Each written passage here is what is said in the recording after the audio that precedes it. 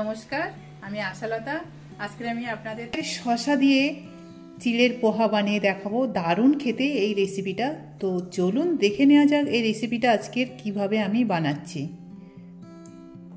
দুর্দান্ত স্বাদের এই পোহা একবার আপনারা অবশ্যই বানিয়ে দেখবেন, আর ছোট বড় সবাই খুব পছন্দ হবে। তো দেখুন, এখানে আমি চিড়ে নিয়েছি। চিড়েটা আমি এখানে 1.5 কাপের মতন চিড়ে নিয়েছি, আর একটা বড় সাইজের শসা নিয়েছি। তো প্রথমে আমি চিড়েটা ভিজিয়ে ধুয়ে নেব। তো এই বাটিতে আমি চিড়েটা ধুয়ে নেব।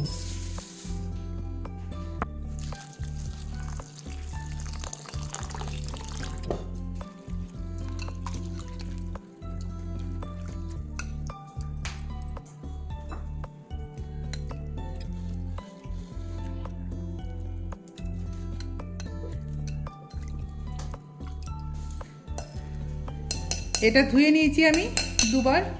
এবারে এটা আমি অল্প একটু জল দিয়ে ভিজিয়ে রেখে দেব। অল্প একটু জল দিয়ে এটা 2 মিনিট ভিজিয়ে রেখে দেবো। অল্প দিলাম।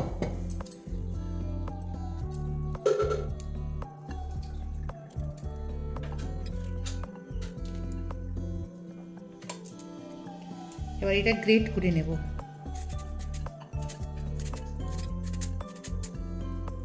এরকম গ্রেট করে নেব।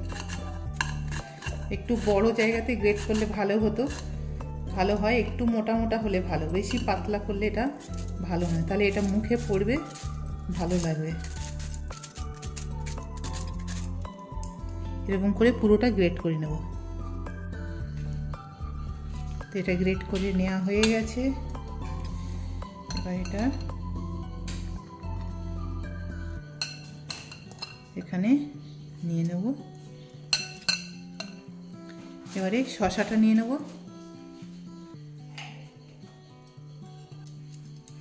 এবারে নারকেলটাও নিয়ে নেব।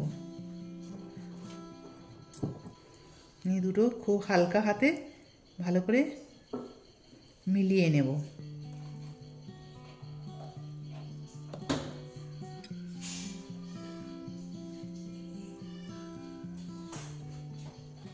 হালকা হাতে মেলাতে হবে, না তো চিড়েগুলো ঘেঁটে যাওয়ার ভয় আছে। সেই জন্য এইভাবে মিশিয়ে নেব। সেটা মেশানো হয়ে গেছে। চলুন আমরা এবারে পরের স্টেপে চলে যাই। এবারে আমি এখানে দিয়ে দিচ্ছি সাদা তেল। এবার এর মধ্যে দিয়ে দেবো গোটা সর্ষে। এবার দিয়ে দেবো চানা ডাল, ছোলার ডাল, উড়দ ডাল, বিউলির ডাল যেটা,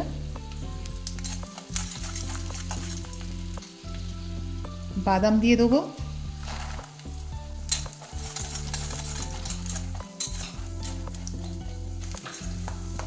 বাদামটা থেকে চটপট আওয়াজ হচ্ছে। এবারে দিয়ে দেবো আদা, একটু আদা, 1 ইঞ্চির মতন আদা কুচে নিয়েছি, এটা দিয়ে দিচ্ছি। কাঁচা লঙ্কা দিয়ে দিচ্ছি 2-3টে।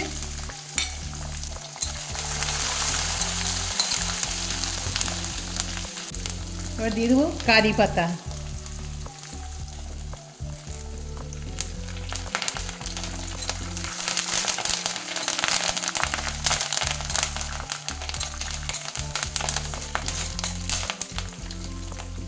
দিয়ে দেবো অল্প একটু নুন দিয়ে দিচ্ছি স্বাদ মতো।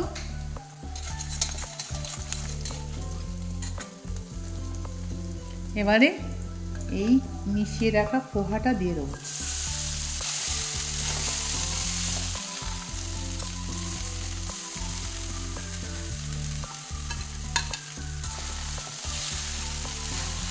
এটা 2-3 মিনিট খালি এটা মিশিয়ে নিলে হয়ে যাবে।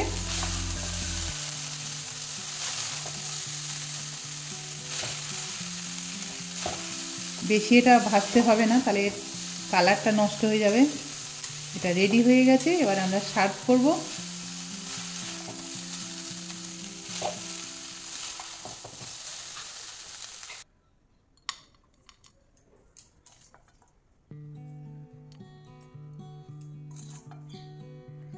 তো এইভাবে আপনারা ঠিক এই চিড়ের পোহাটা বানিয়ে দেখবেন।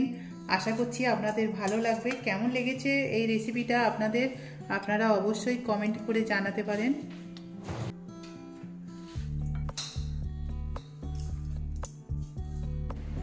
আমার এই রেসিপিটা যদি আপনাদের ভালো লাগে তাহলে লাইক করবেন, শেয়ার করবেন, সাবস্ক্রাইব করবেন আর আমার বেল আইকনে ক্লিক করবেন, তাহলে নতুন নতুন ভিডিওর সাথে আপনারা আপডেট থাকতে পারবেন। নমস্কার।